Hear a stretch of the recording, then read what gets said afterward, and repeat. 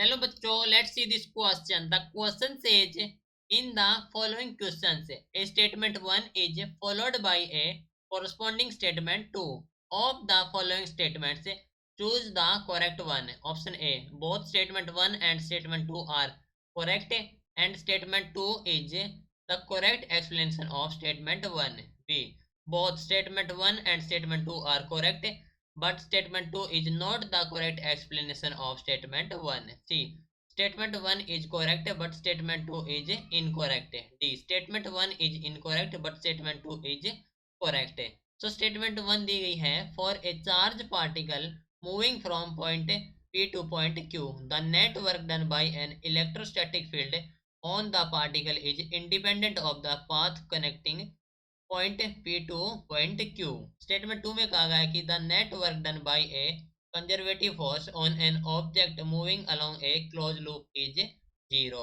So question हमारे पास है statement से रिलेटेड. हमें 4 ऑप्शन प्रोवाइड कर रखे हैं, चूज करना है कौन सा करेक्ट होगा. तो इस क्वेश्चन के लिए हमारा की कॉन्सेप्ट यूज हो रहा है, that is the work done by an electrostatic field. work done by an electrostatic field. Electrostatic field, ठीक है. तो बात कर लेते हैं इलेक्ट्रोस्टैटिक फील्ड की. तो हम जानते हैं कि जो इलेक्ट्रोस्टैटिक फील्ड होती हैं वो कंजर्वेटिव इन नेचर की होती हैं. सो electrostatic field is conservative in nature. Conservative in nature, ठीक है.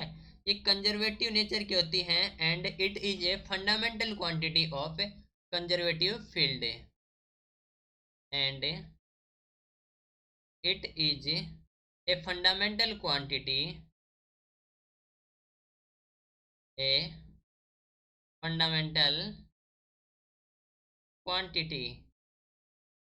ऑफ कंजर्वेटिव फील्ड से, ऑफ कंजर्वेटिव फील्ड से जो कि वर्क करती हैं बाई इंडिपेंडेंट ऑफ पाथ है. सो दैट जो वर्क डन है, वर्क डन बाई देम, वो तो हमारे पास है is always path independent. Path independent, ठीक है, यानी कि वो पाथ इंडिपेंडेंट होते हैं. सो हमारे पास स्टेटमेंट में कहा गया है कि जो पार्टिकल है वह इंडिपेंडेंट ऑफ पाथ होगा. दैट मीन्स जो असर्शन है वो हमारे पास है करेक्ट. ओके, बात कर लेते हैं रीजन की. तो रीजन में कहा गया है कि जो नेट वर्क डन होगा by conservative force on A object moving along A close loop हो जाएगा जीरो. ठीक है, मान लीजिए हमारे पास एक क्लोज लूप है, उसमें फोर्स F है, तो डिस्प्लेसमेंट कितना हो जाएगा. मान लीजिए यहाँ से पॉइंट से कोई भी ऑब्जेक्ट मूव करना स्टार्ट की तो यहाँ पर जो डिस्प्लेसमेंट हो जाएगा जीरो हो जाएगा. दैट मीन्स हमारे पास जो नेट वर्क डन हो जाएगा वो हो जाएगा जीरो. ठीक है, तो स्टेटमेंट हमारे पास है जो स्टेटमेंट 2. ठीक है, इसको लिखेंगे हम स्टेटमेंट. नाउ स्टेटमेंट हमारे पास है सेकंड है, statement second that is the correct. Okay, and statement 2 भी हमारे पास करेक्ट है एंड स्टेटमेंट 1 भी करेक्ट है. एंड यहाँ पर बात हो रही है कंजर्वेटिव फोर्स की. ठीक है, तो हम कह सकते हैं कि statement 1 and statement 2 is the correct and statement 2 हमारे पास एक्सप्लेनेशन ऑफ स्टेटमेंट 1 है.